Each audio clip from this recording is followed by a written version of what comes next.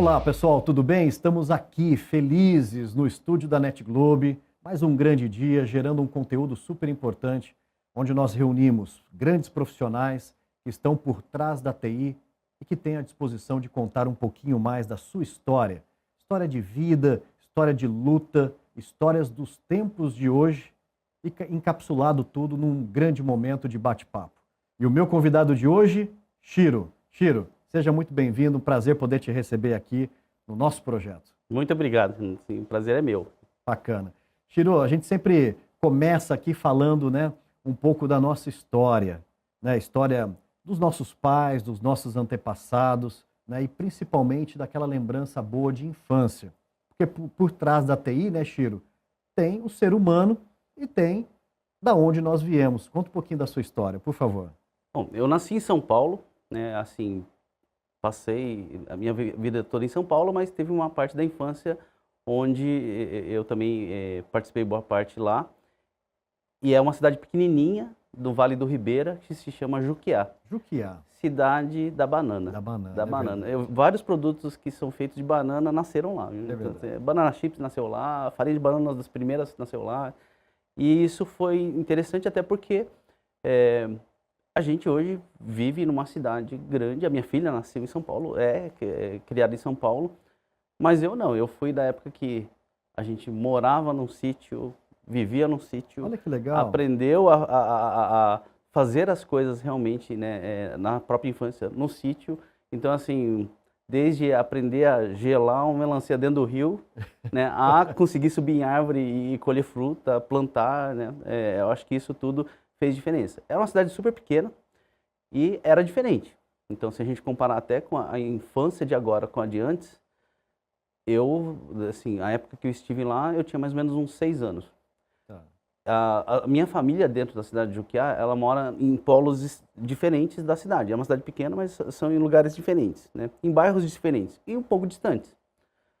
Para ir para uma casa para outra, a gente ia sozinho.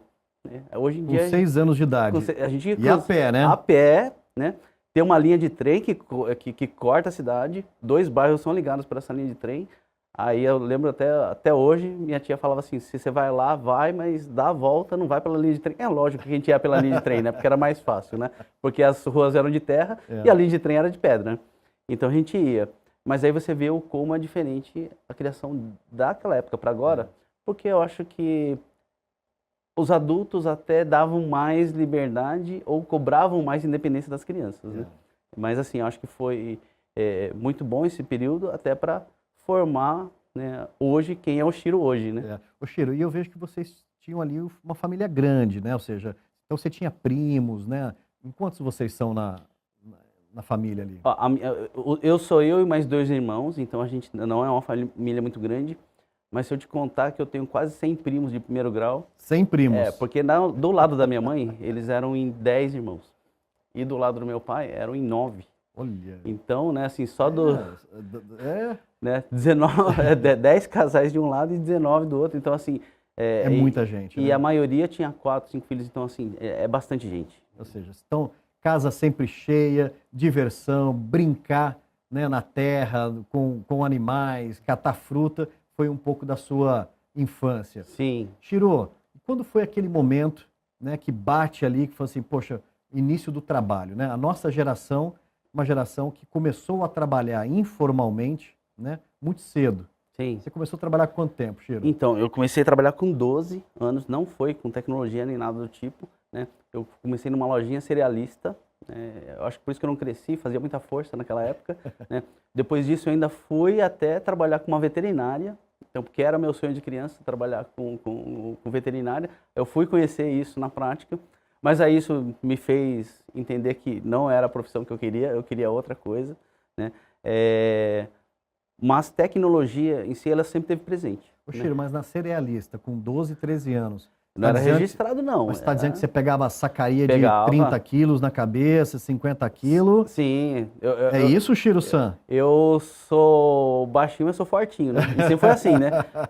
Não, assim, até assim, levantava saco de 60 quilos, né? Era força mesmo, era pegava na força mesmo. Olha que legal.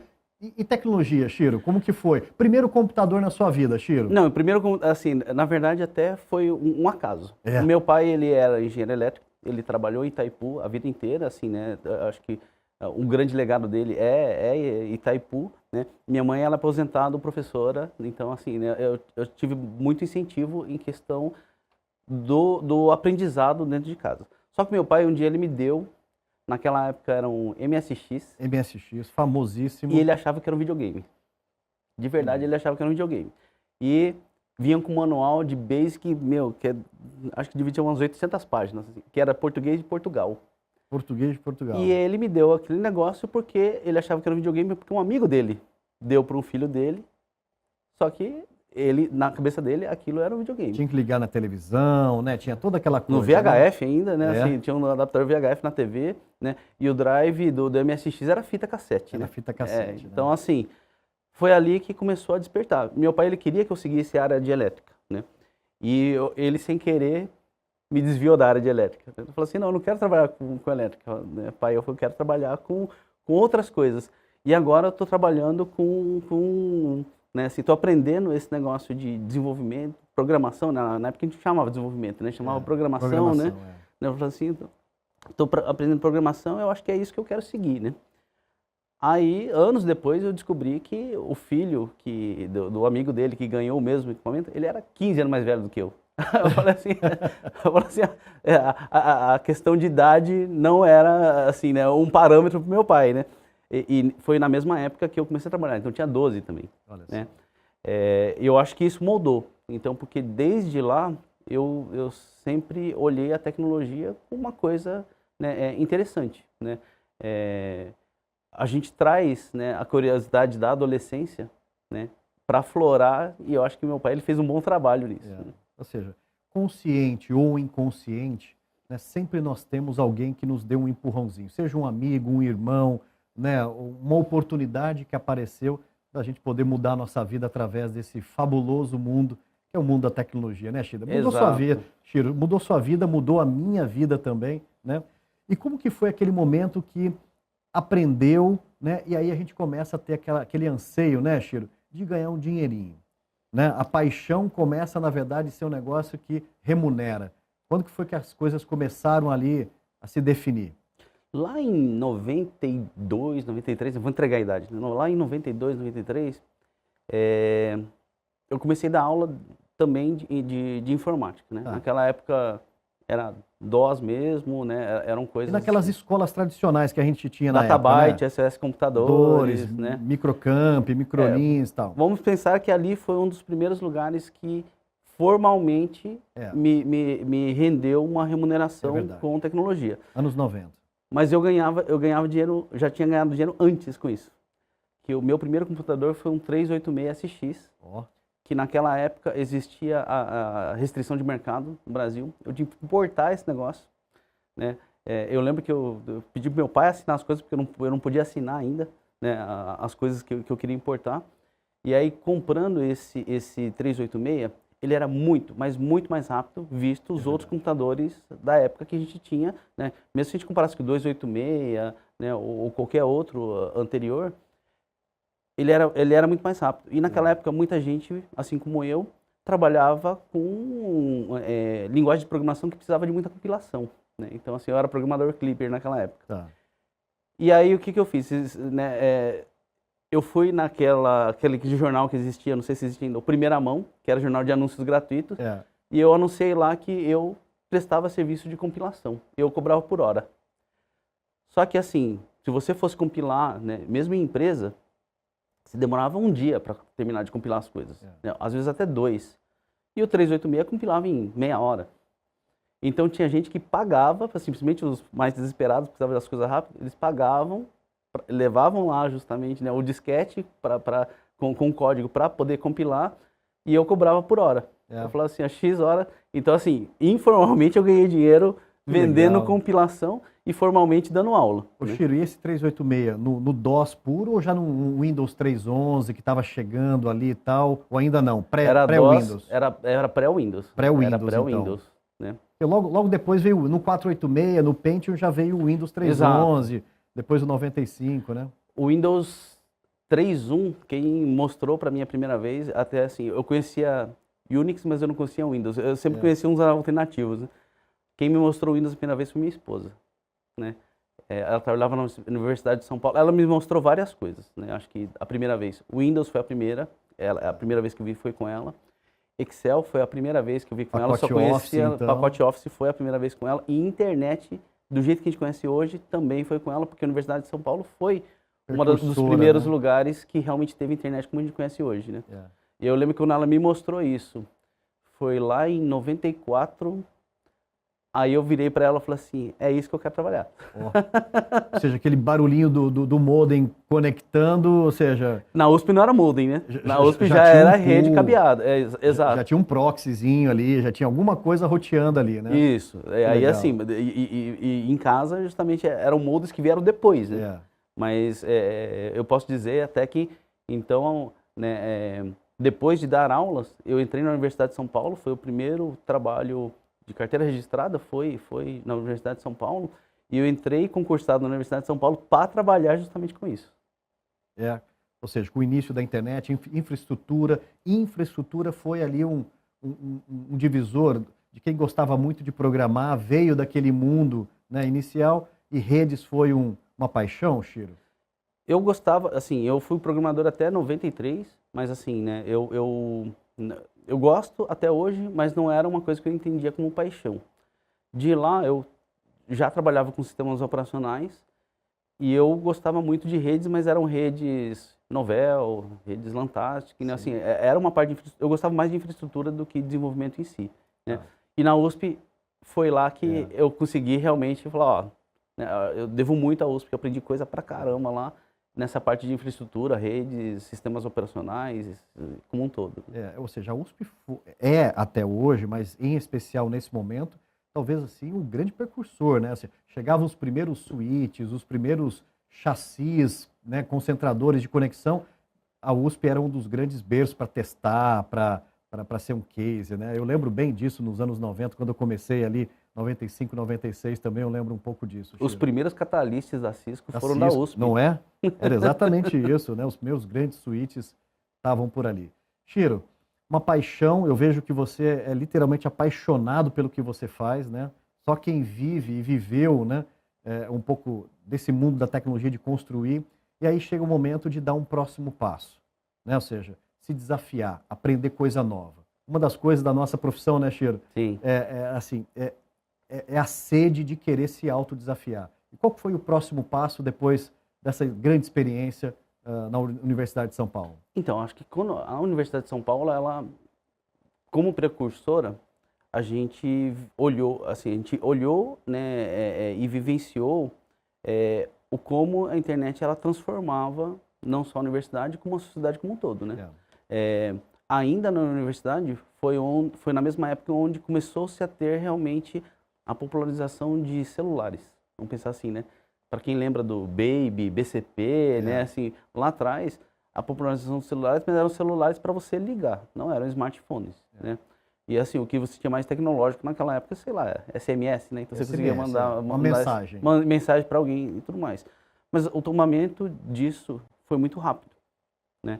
Eu acho que quando começaram a aparecer os primeiros celulares mais modernos e mais inteligentes, onde eles literalmente estavam conectados, né, na internet, e você conseguia usar eles como uma ferramenta mais multitarefa do que simplesmente receber e fazer ligação, eu acho que esse foi um grande momento, né? Então, assim, a gente passou-se de que a internet ele era uma coisa opcional para a gente gerar a dependência da internet, né? Então, acho que isso, né, eu diria que, para mim, foi perto dos anos 2000 que essa dependência realmente ela se estabilizou e ficou, né? Então, a gente já tinha iPhones, a gente já tinha... 2000 não tinha iPhone, mas tinha os celulares mais modernos, né? Mas, assim, eu acho que foi ali que a gente viu que era um caminho sem volta, né? E eu acho que foi ali também que eu comecei a querer olhar mais a parte de segurança envolvida na infraestrutura. Sempre gostei de redes, sempre fui do mundo de redes, né? Adoro isso, adoro, né, a gente construir, né, assim, né, centro de dados, data centers, né, assim, boa parte, né, acho que do meu grande, né, da minha grande, do grande trabalho que eu tive em relação até à carreira, tudo foi implantação e fazer projetos de data center, mas segurança ali começou a pegar mais, né? Por quê? Porque foi aonde a gente começou a ver o quanto de estrago era possível ser feito e a gente era inocente naquela época.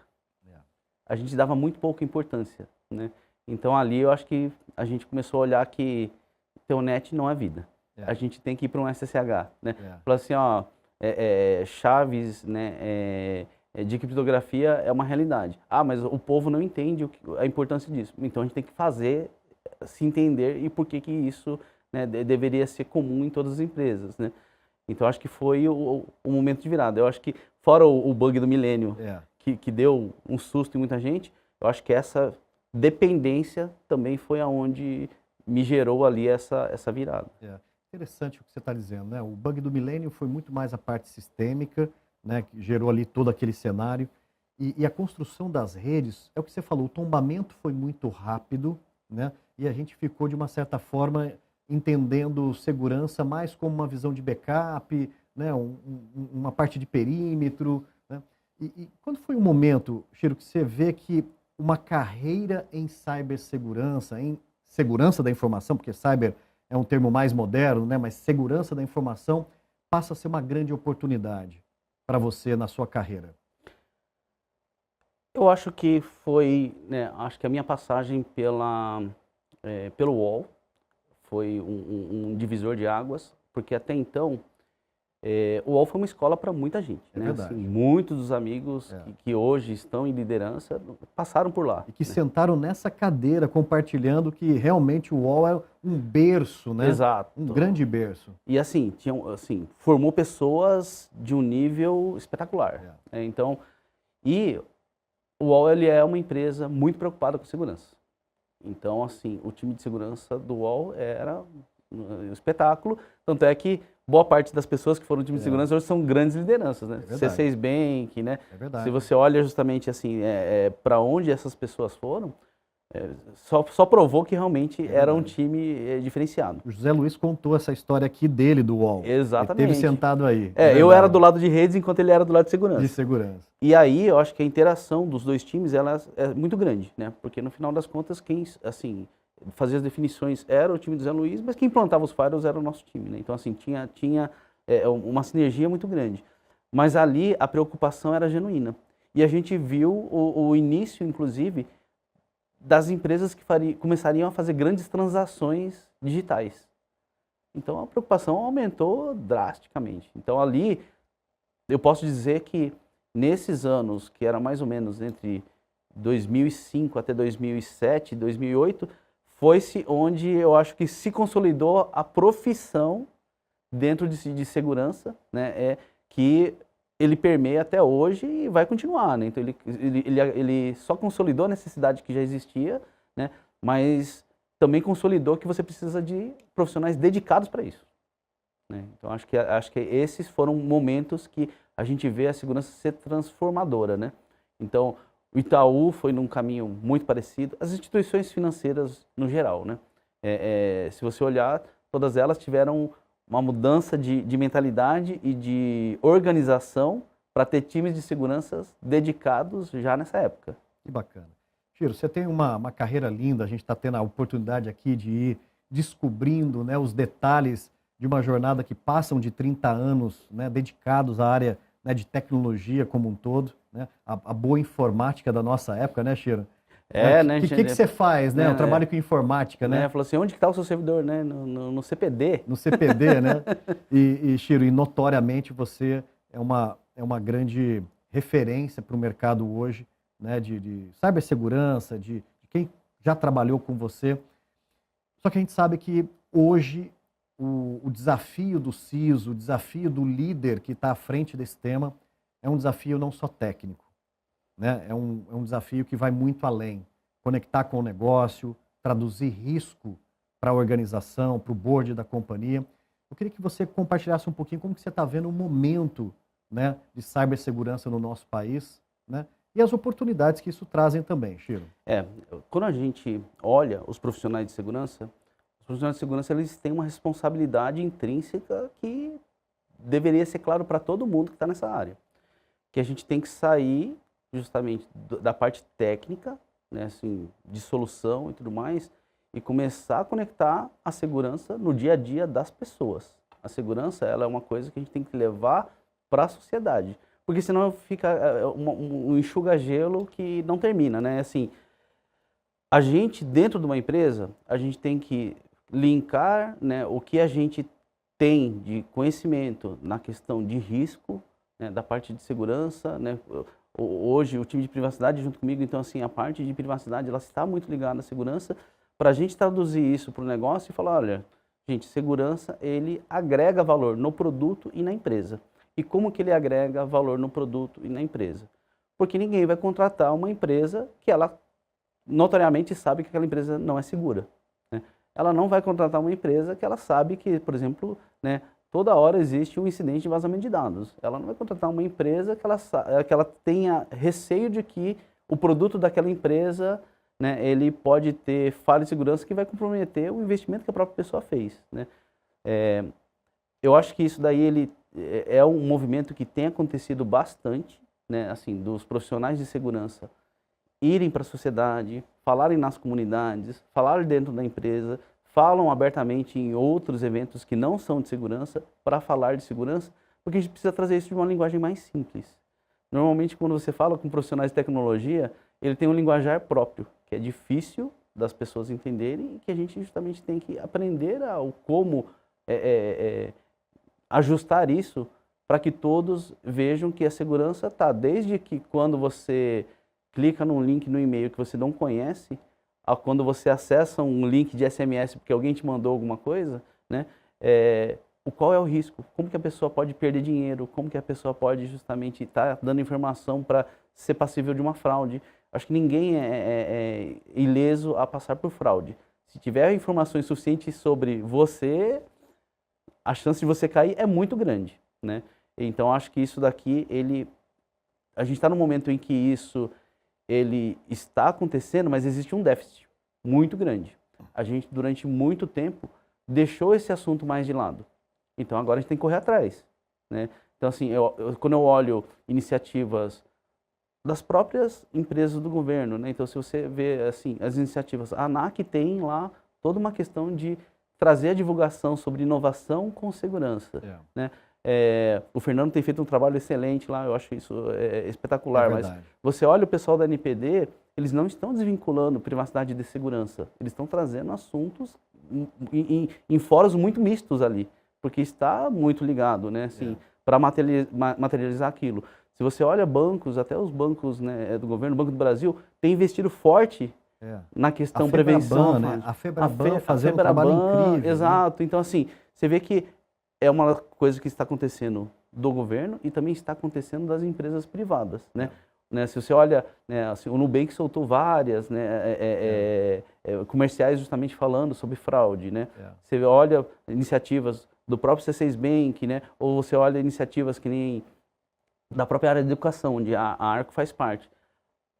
A segurança, ela tem que ser algo comum no dia a dia das pessoas, né? Então acho que a gente está nesse momento assim de está começando, assim, está acontecendo, mas a gente tem que correr atrás. Chiro, você está trazendo um ponto super importante, que é uma competência dentro de cibersegurança, que é o awareness, né? Ou seja, a parte de conscientizar, de desmistificar o tema de cibersegurança para todos os níveis, né? Por quê, né, Chiro? Porque nós estamos vivendo um momento onde o crime ele está mudando de lado. Você começa a olhar os indicadores de criminalidade têm se estabilizado ou até caído. Por quê?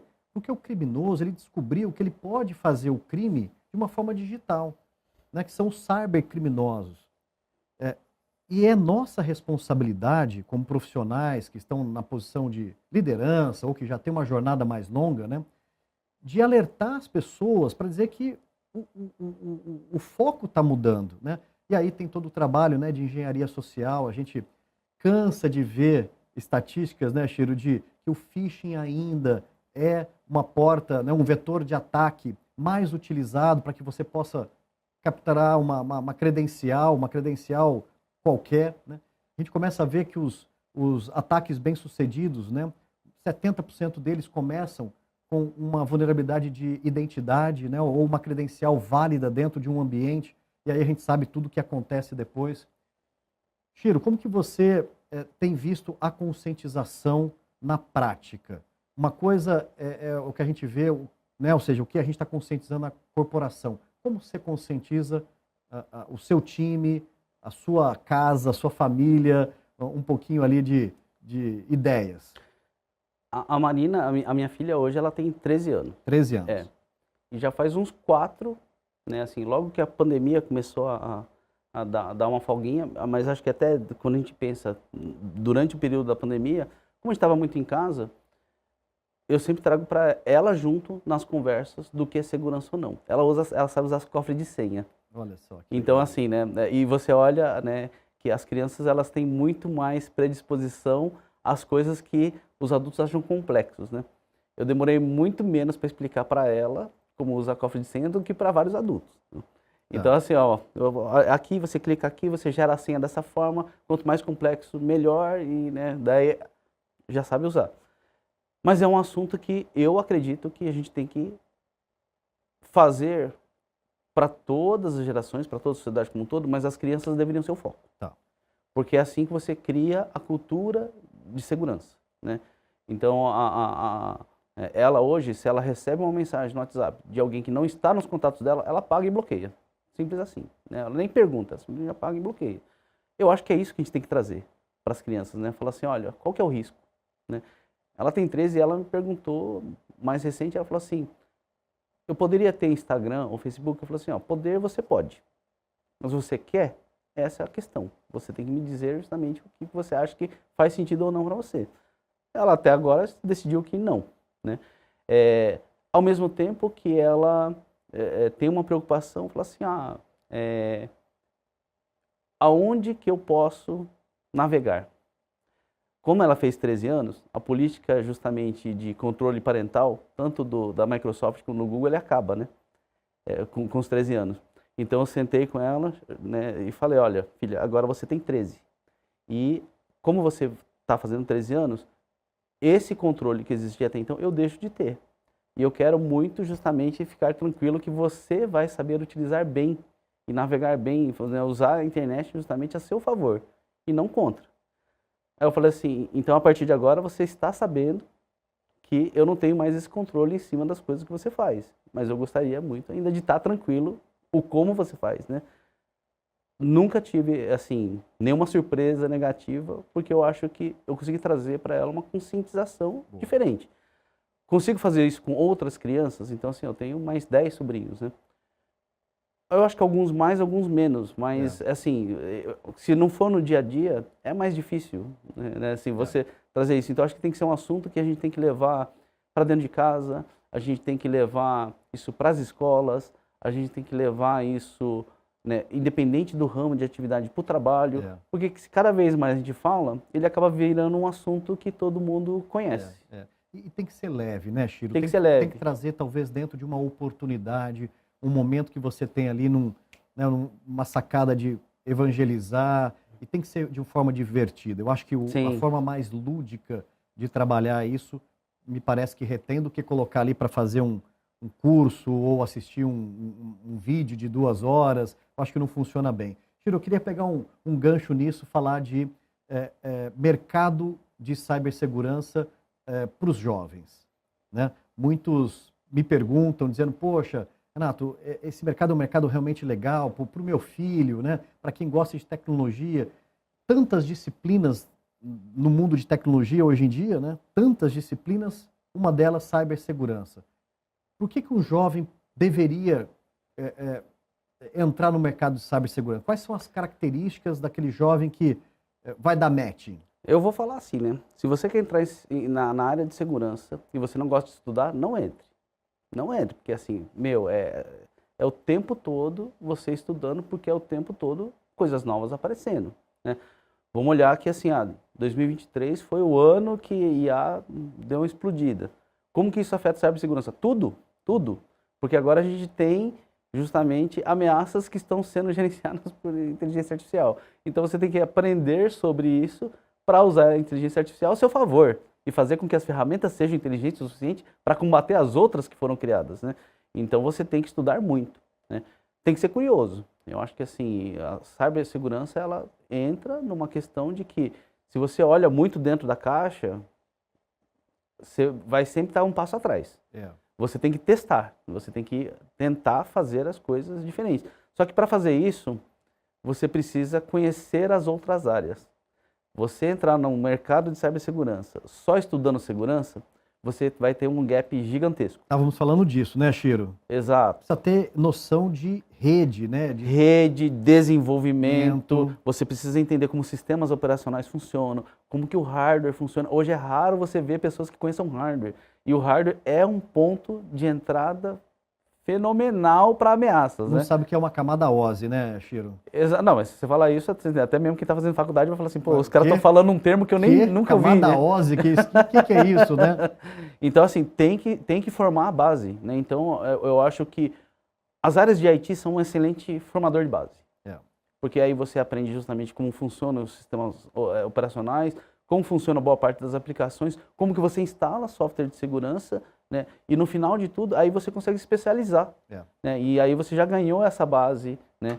Redes é uma coisa que não parece, mas você infiltrar um roteamento errado ou desconfigurar um DNS justamente para fazer uma fraude, gente, esse é uma coisa assim que eu vou até falar ao contrário, pouca gente não cai. Porque muito pouca gente vai olhar se onde ele se conectou, está correto, não está correto, é igualzinho, o nome é muito parecido, às vezes está por IP, não está nem por nome, e assim, como que eu vou garantir que o IP está certo ou o IP não está certo? Então é muito mais baixo o nível, né? Então o profissional de segurança está aí para isso, né? Para ajudar nesse sentido, mas ele precisa conhecer também, então ele tem que abranger as outras áreas.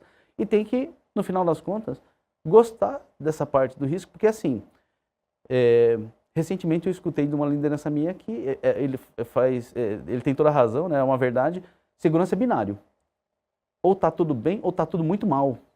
Então assim, como que eu lido com isso, né? Como que eu vou ter uma inteligência emocional para lidar num caso de uma invasão, de um ataque, porque a sua alta liderança, ele vai te perguntar o que aconteceu, sendo que você deveria, ao mesmo tempo de falar o que aconteceu, resolver o problema e voltar, né, assim, o que está fora, ou né, resolver, né, como mitigar o problema que está acontecendo, né? Então existe todo um fator também de inteligência emocional que dentro de segurança ele precisa existir, né? Tocou muito bem, Chiro. Ou seja, somos humanos, né? Somos capazes, e quando diz que está tudo bem, não é que não tem risco, que a gente está blindado, essa palavra não existe dentro de segurança, blindado, balas de prata, esses termos super-herói, não dá. O que tem é um trabalho de time, né? É uma cultura sendo trabalhada e é uma jornada que a todo momento, né? A gente fala de Zero Day a todo dia, né? Vulnerabilidades Zero Day, a gente tem todos os dias, né, que está muito atento, e é isso que você falou. Tem que gostar, tem que se conectar, tem que ser curioso. E as organizações, eu acho que elas têm que incentivar isso. Não só no time de segurança, como todas, né? Eu tenho uma frase que eu uso bastante no meu time, que é: se for errar, erra com convicção. Erra acreditando que você está fazendo certo. E as empresas, elas têm que apoiar, né? Porque assim, como que vai ser diferente de um erro de um júnior ou de um erro de um especialista, um sênior. Mas se o júnior está tentando e ele está com a convicção de que ele está fazendo certo, deu errado, gente, assim, justamente você tratar, né, causa e efeito e a consequência, né? Então, assim, eu acho que a gente tem que incentivar, né, esse tentar, esse testar, esse se desafiar, porque é assim que cibersegurança evoluiu até agora. E se a gente parar de fazer isso, daqui a pouco ela estagna, né? E aí, eu acho que é um caminho, vamos pensar assim, não é um caminho que eu gostaria de ver a profissão ainda seguindo daqui para frente, né? Muito legal. Chiro, que bate-papo bacana, que histórias boas.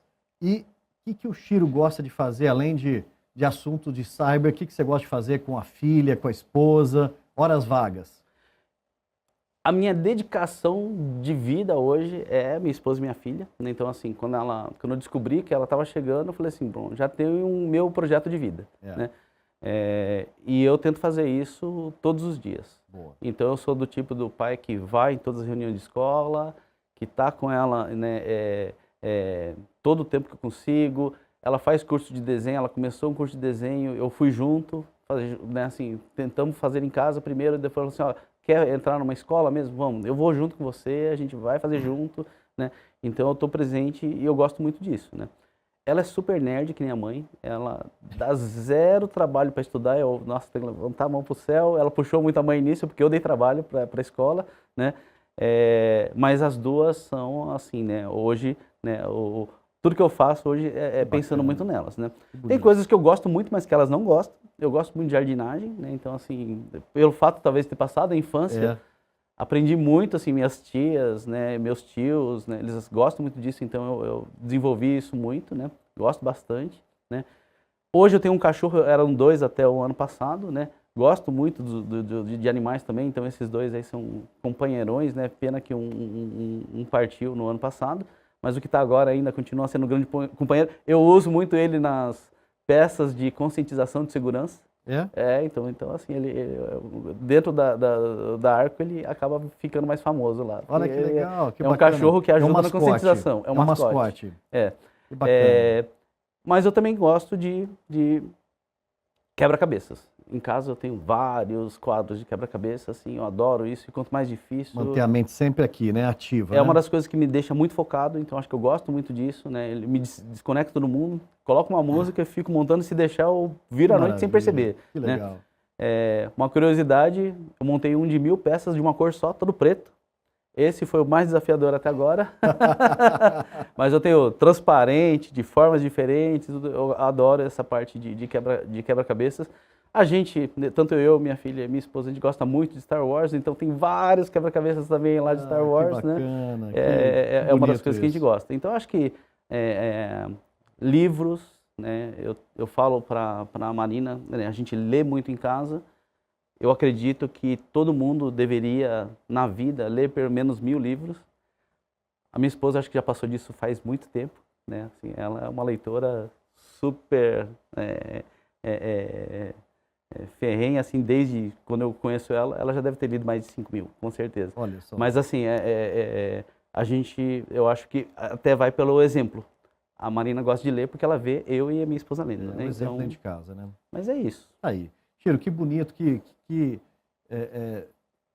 demonstração de amor, né, para suas mulheres, esposa e a filha. Parabéns, fica aqui registrado na nossa conversa. Um grande profissional, um grande ser humano, um grande pai, um grande marido. E essa história do Cleverson Archiro, né? Se chamar de Cleverson, ninguém conhece, né? Eu consigo até fazer pegadinhas. É o Chiro. Chiro, quem que é o Cleverson? Acho que é de outro lugar. É outra pessoa ali. Muito obrigado, parabéns pela sua disposição de deixar aqui um pouquinho da sua história, né? Nesse grande projeto que nós estamos, numa grande jornada, né, de documentar a história de quem está por trás da TI. De quem está por trás da TI? O Chiro. Acabamos de conhecer uma linda história. Parabéns, Chiro. Eu que agradeço, uma ótima iniciativa, e isso vai realmente ser uma referência, né, para as futuras gerações, de ver como que essas pessoas que nem eu aprenderam sem um Google, né, aprenderam a desenvolver sem um Copilot, né? Assim, eu acho que a tecnologia está aí para fazer diferente, mais rápido, melhor do que a gente conseguiu fazer até então, né? Mas a gente está aqui com uma referência até para ajudar essas novas gerações também a seguir em frente. Tá aí. Parabéns. Obrigado. Muito obrigado. Valeu. Aê!